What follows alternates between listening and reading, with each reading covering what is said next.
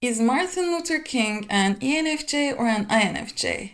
Is he an extrovert or an introvert? I have watched hours and hours of him, and let's have a deep dive on his MBTI type. I will be using Objective Personality System to see his type. Let's check this video clip to see if we can figure out his first function, his human needs. Well, I think the biggest problem that the Negro confronts in the South today is the continued existence of a system which stares him in the face almost every day, saying you are less than, you are not equal to. And I refer to the system of segregation. The tragedy of the system of segregation is that it not only harms one physically and makes for physical inconveniences, but it does something to the soul. It gives the segregator a false sense of superiority, and it leaves the segregated with a false sense of inferiority.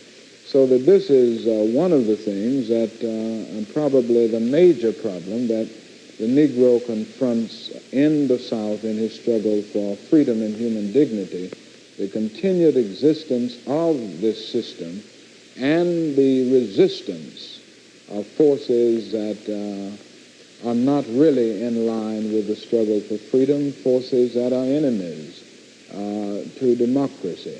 So that on the one hand there is a system, on the other hand there is a strong resistance of forces that would say they will never comply with the law of the land.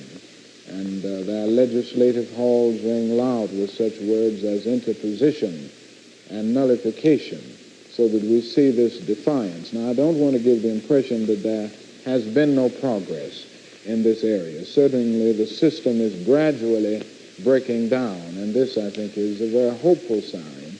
And as the system breaks down, it makes it better, and it makes it possible, in a greater sense, for the Negro to achieve the freedom which is his aim and his goal. Who is he blaming? If he were an ENFJ, there would be a specific person, specific group of people. But what do we see here? He is blaming systems, and he is talking about people in a very categorical way. What does this tell me? He has self and others quite balanced in the middle. His first and last functions are observing functions, intuition and sensing. Let's see if we can figure out which one comes first. If we focus on what he was actually saying, false sense of superiority and inferiority he was talking about, that, what is it? These are the categories in the abstract, in the feelings realm. That is what we call NF, intuition and feelings. And to me, it feels like he was narrowing down the narrative. He wasn't expanding in the intuition realm. This feels more like introverted intuition. Pretty much what I am doing right now. He was teaching, he was explaining what's going on behind the scenes. That's what I'm doing. But what I'm doing is in the NT realm. What he is doing is in the NF realm. So I think his first function is introverted intuition, and his second function is extroverted feeling. Let's check out this video clip to see more proof. Well, I have no doubt that the system of segregation and the system of slavery which preceded that did a great deal to cause a Negro to develop some attitudes of antipathy or some bitterness even toward the majority group. I don't say this was true of all Negroes. It isn't true today, and it wasn't true in years gone by. But I'm sure that in any situation where you have an oppressor standing over an oppressed group, the individuals in the oppressed group tend to develop, they are at least capable of developing an attitude of bitterness toward the oppressor. However, I think we are seeing some very hopeful signs in this area. There are many people, many leaders in our country and over the world who are saying to members of oppressed groups that you can never solve the problem by meeting hate with hate, because to hate for hate only intensifies the existence of hate in the universe, and somebody must have sense enough and morality enough to cut off the chain of hate. So that there is this emphasis that we must avoid not only external violence, physical violence, but also internal violence of spirit. And I think if the leadership in the Negro community all over the nation will take this attitude and urge people in the Negro community, and if leaders all over the world will take this attitude, we will be able to save the vast majority of people from the type of bitterness that can invade and infiltrate the life of the individuals in the oppressed group. Modern psychology is saying that a great deal now, that hate is as injurious to the hater as it is to the hated. It is as pernicious to the subject of hate as it is to the object of hate. So we do have a responsibility to get this over to everybody, that hate is a cancerous disease that ultimately destroys both the hater and the hated in the process, if not physically, certainly spiritually. Okay, the pattern we have seen is solid. This is what we see. So he continuously talks about categories of people, oppressor versus oppressed, object or subject of the hatred. This is a double decider. He has his deciding functions in the middle, very balanced. He has his observing functions at the top and at the bottom. He is very, very good at narrowing down how the emotional dynamic will play out in the future. This is abstract, this is the emotions. In objective personality, we call introverted intuition and extroverted feeling working together is NF blast. So he's teaching, he's explaining in the NF realm. Introverted intuition has two parts, introverted observer and intuition. So, looking at Martin Luther King, what do we see? His strength is intuition, and this is NI. The possibilities are converging. Intuition is not expanding. Connections are not expanding. It is converging. This is tunnel vision. And he is very clear on the tribe, on others. He knows what others need, what others do. He is constantly tracking the tribe. That is what we call an extroverted decider function. And we already know he's a feeler. So this is extroverted feeling. Somebody has to cut off the chain of hatred. He is moving. He is pushing the tribe to do something. He is telling the tribe what to do. That is masculine extroverted decider. Now, in this one, let's focus on what is obvious for him, what is the obligation for him, and what is not. In this country, I think the aftermath would be a deeper frustration, a deeper discontent, which would inevitably lead to deeper bitterness on the part of many Negroes. And with this kind of bitterness emerging, it can develop into a very explosive situation. I mean explosive in terms of violence. And I must make it clear that I'm not advocating this and I'm not predicting this, but I'm trying to analyze the problem realistically and honestly.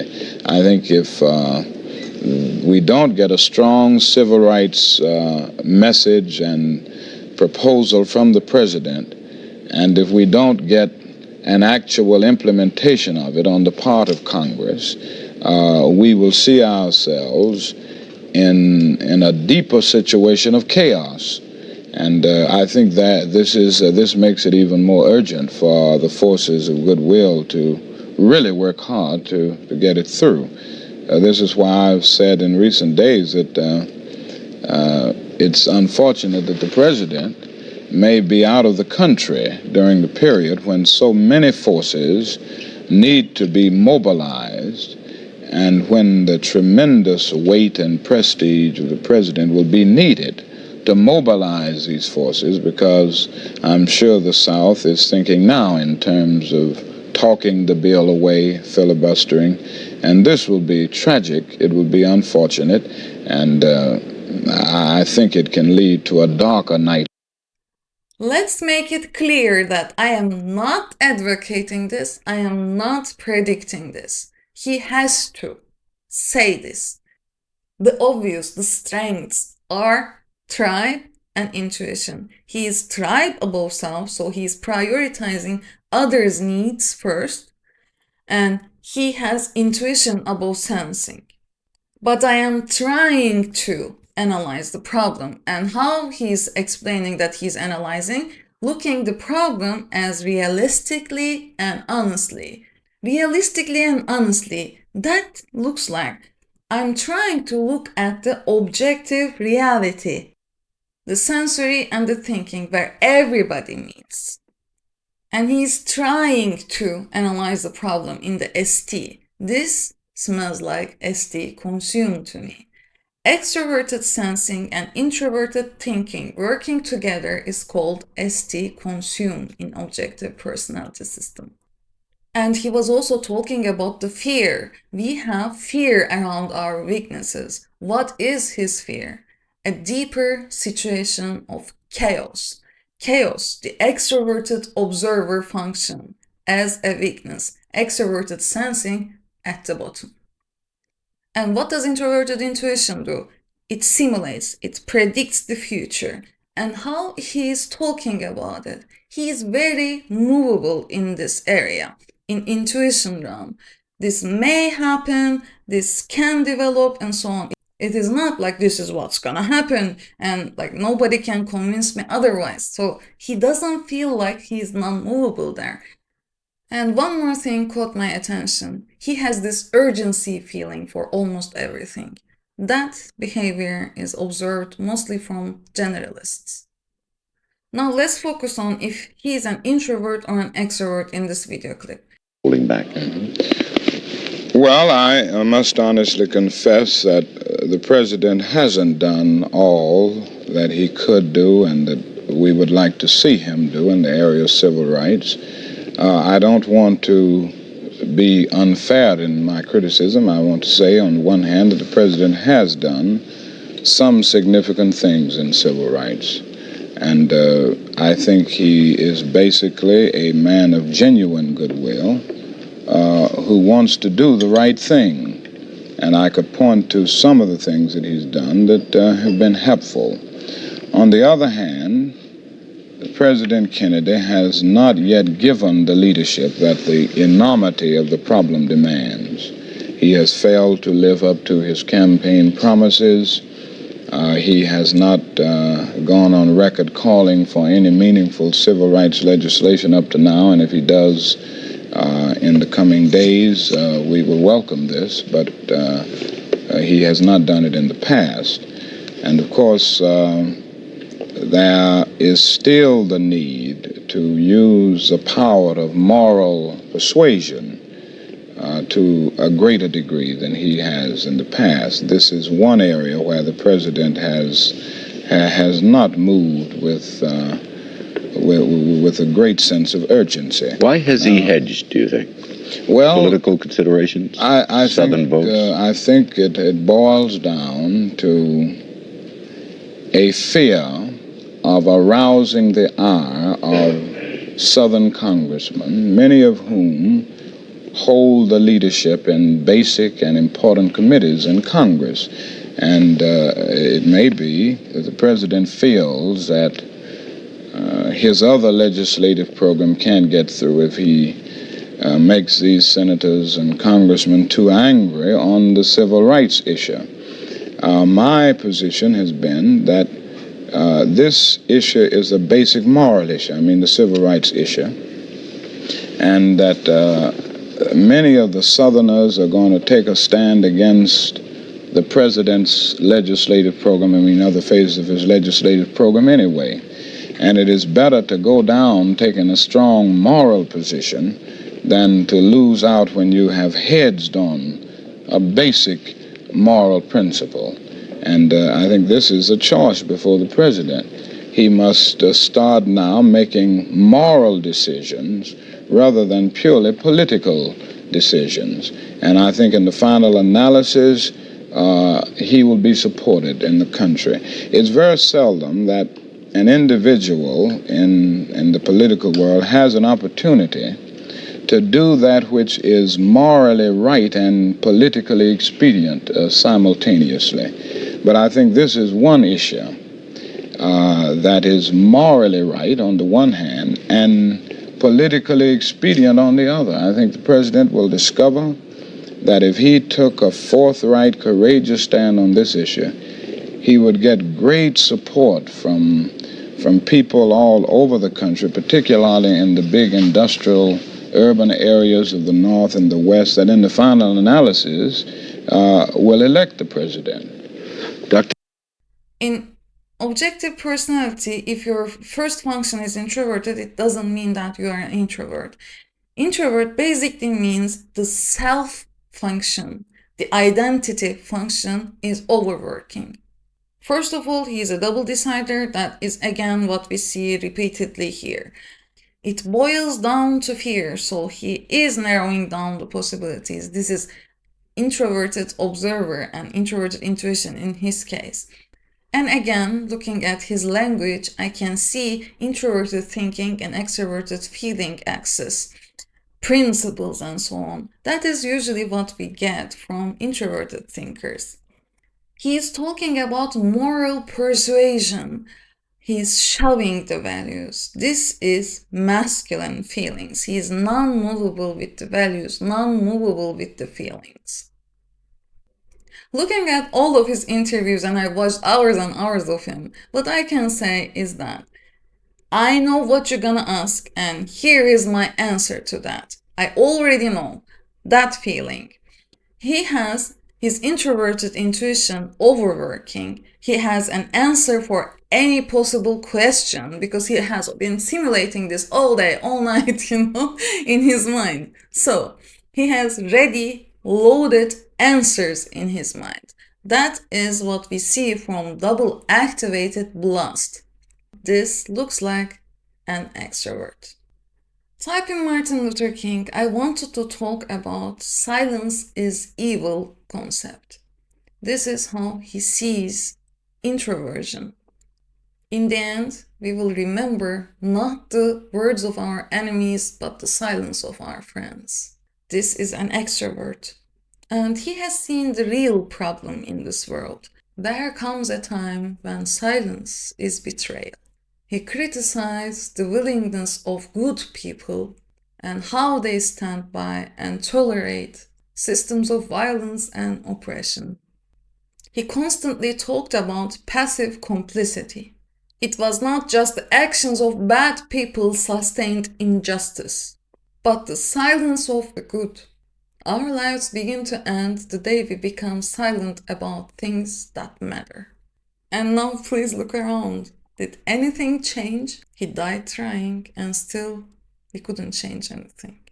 Now, let's have a look at his social type, because I think he is the best example of his type. Well, I think it is because of our wrong analysis of events and of history and of circumstances. It so happens that many demonstrations that I lead end up in violence in the sense that we who are demonstrating are inflicted with violence. And I always say that you can't blame nonviolent demonstrators who are demonstrating for their constitutional rights when violence erupts. This would be like blaming the robbed man for the evil act of robbery because his possession of wealth or money precipitates the act. Society must always condemn the robber and protect the robbed. Another analogy would be, and I saw this very clearly in Chicago last summer when we were demonstrating around the whole issue of open housing. And as we marched into certain areas that were lily white areas and that denied Negroes the right to live in those areas, we were confronted with massive violence. Bottles and bricks were thrown at us. We were often beaten, and yet they caused us, or rather they called us, the originators of the violence. And I always said that this is like looking at a physician who, through his skills, through his medical ingenuity, discovers cancer in a patient and blaming the doctor for causing the cancer. It's usually the other way around. We praise the physician for using his ingenuity to bring out into the open something that needed to be discovered and something that can be cured if it is caught early enough. And this is exactly what we have done. We can't be blamed for the violence that emerges. We merely brought it out in the open. We brought the evil conditions, the cancerous disease of racism out in the open, and far from being the cause of it, we are merely the catalytic agents bringing it out for everybody to see so that the society can cure it.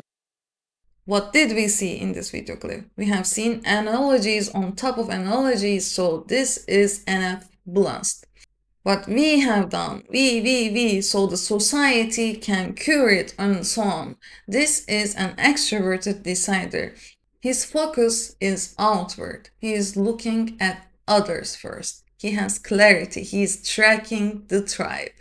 About his social type, praise for using ingenuity. This is thinking as a weakness, and he would like to be praised for it. Is about his social type, because this is what number ones need. Their love language is words of affirmation. They would like to get some flattering words for their ego. So praise, showing off, flexing, these are all related to ego. This is the lead social need from number ones. So my best guess for Martin Luther King is an INFJ. He is an NIFE, plus sleep play, consumers number one. He is not an ENFJ, he is not a decider. His extroverted feeling function is not at the top. He has introverted intuition at the top. What an interesting type, right? I know it will never happen, but I wish people like him were given as an example. He has given his life for people. I think there is something that we can do to honor him. We can look around, we can see the injustices, and we can talk about them. Silence is betrayal.